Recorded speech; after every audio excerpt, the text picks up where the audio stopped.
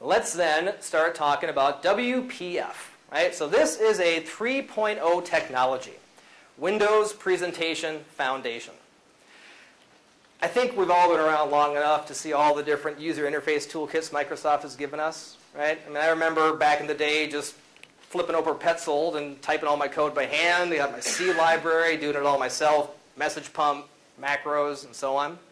Then we went to MFC. That was kind of brutal as well. Little VB6, right? Windows Forms. And these are all good toolkits, right? They all did what they were supposed to do. But one of the fundamental problems that we had with previous UI toolkits is it was very asymmetrical, right?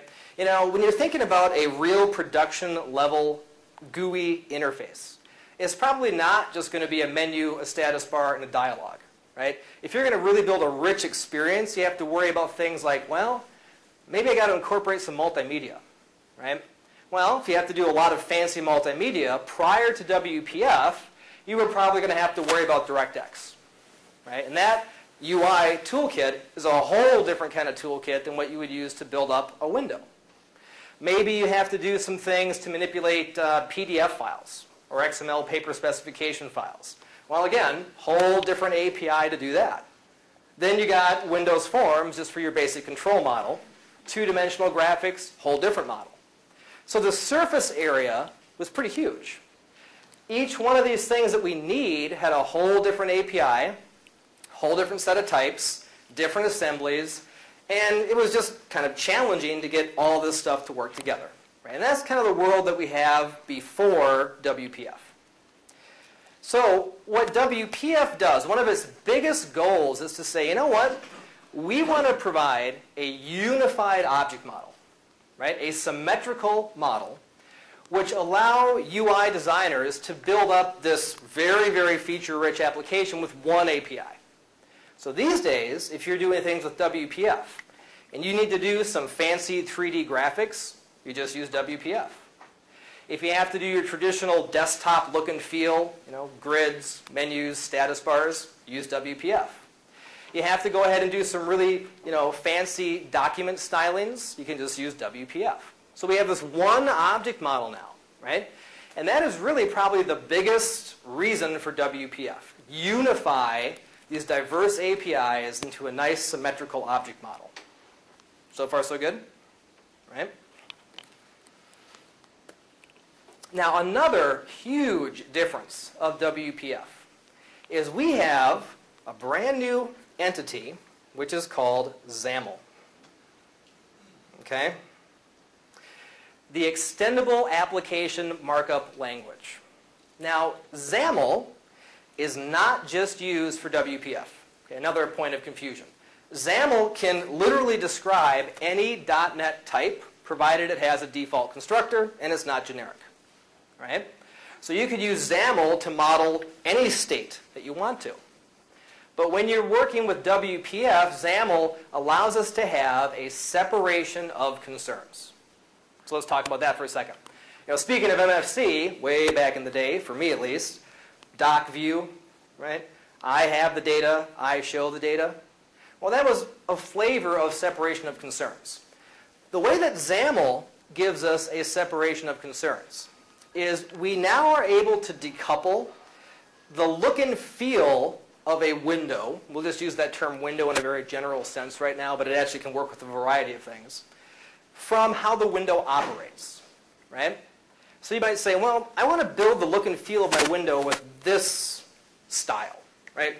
I want the layout to look like this. I want to have these widgets looking like that. I want to apply these themes. Well, that can all be expressed in XAML. And that has no bearing to how that window operates, right? So I'm able to say, I care about look and feel. I care about functionality. Now, for the web programmers out there, where have you heard that story before? Right? That's ASP.NET, isn't it? Right? We have this ASPX file that can optionally have a code file. So I can say, I care about markup, and I care about code. Same thing now for a Windows program. Okay? Use of XAML is totally optional. You don't have to use it. If you wanted to, you could build up an entire WPF application just using code. No trace of XAML anywhere. You're going to be doing a lot of extra typing, okay? Because XAML lets you express things very succinctly, especially for very complex things you might need to do, like 3D animations. You're going to want to let a tool generate that XAML for you. Because if you were going to type all that in yourself, you're going to have horrible, deformed hand cramping. So there'll be lots of typing. But again, remember, XAML is optional, right? Conversely, code files are optional. This is not recommended, but it really lends itself to what you could do. If you wanted to, you could go ahead and build an entire WPF program using nothing but markup. So for all the event handlers, for like button clicking and mouse moving, you can pack those up inside of a C data section. Okay? So you could just have a single XAML file with all the markup, all the code, and you can compile that sucker into a .NET assembly. Right? So you can take two extremes, right? All code, no XAML. All XAML, no code. But in reality, most people prefer the code file approach. Right? I got one file for the look and feel. I got one file for the actual, get rid of this, one file for the actual functionality. And that is exactly what Visual Studio does by default. Okay? If you ever wanted to do an all code or an all XAML approach, you'd have to kind of make your own files and type accordingly. So that kind of gives you the scoop on the various ways that we could use XAML. Right? And I'm going to go ahead and give you a demo here in a little bit with Visual Studio 2008 that shows you all these pieces tie together. Because we got partial classes, we got something called BAML, the binary markup language, right? We have embedded resources, and we have the XAML file itself. So we'll try to show you how this all pulls together. The end result is just an executable, right? So all this fancy stuff about XAML and whatnot is just an abstraction. And all you really get is a .NET exe, right? Now, as mentioned, the real big benefit of XAML is this idea of separation of concerns. The cool thing is, though, and Sal will be talking more about this later on today, but the cool thing about this is it isn't just separation of concerns insofar as how the project's set up. We have separation of concerns with the tools that we use. Anyone ever hear of the Expression family of products from Microsoft?